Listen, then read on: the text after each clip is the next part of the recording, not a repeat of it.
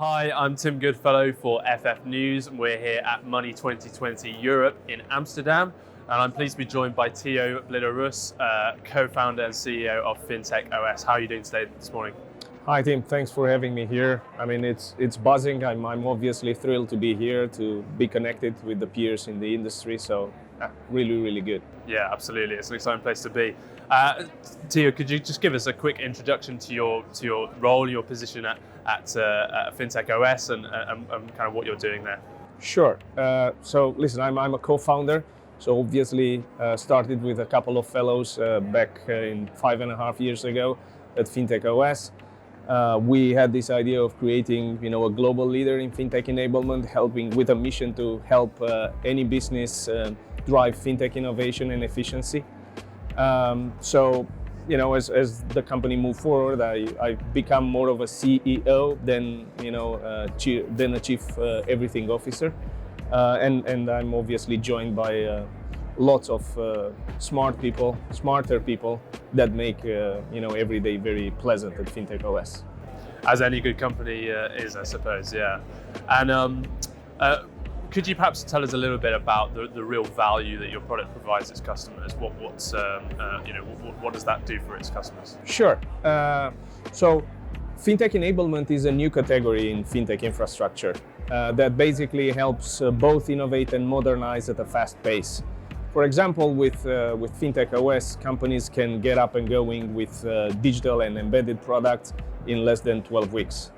And I think unless is a different approach than other players in the market, FintechOS drives two main outcomes.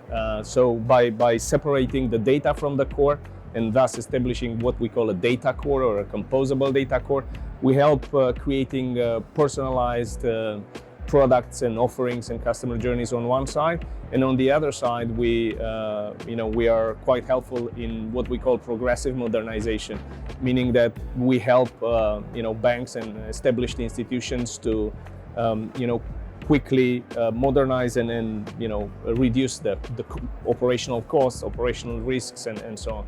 And how important do you feel that companies like yourselves, in terms of that position in fintech, how important do you see that being for both newer businesses and legacy institutions alike in the future? I think the future belongs to a hybrid market, meaning that we're going to see now with the fintech curation happening, we're going to see more and more partnerships, because I think on one side the B2B and B2C fintechs are able to innovate faster because they have less constraints, but they also are in need of an established partner such as a bank or an external institution. Typically in FintechOS we work mostly with established institutions, fintech enabling them, so allowing them to operate with the speed and the efficiency of a fintech. But we also have our own ecosystem of fintech innovators that we're typically bringing in, and we're making them part of what we call the embedded fintech movement, that takes their value and brings it into an established value proposition. Yeah. So we're definitely feeling that this is the age of the fintech infrastructure players, and we're very happy to be part of this movement. Is there anything, what's coming up for you for FintechOS in the coming year? We'd love to hear about that. Well, what can I say? A lot of things. Firstly, there's a new product release that is coming in this autumn. A lot of our customers have already played with the new version, and I think that brings down so many barriers in terms of technical complexity when you're building digital and embedded products. That's one thing.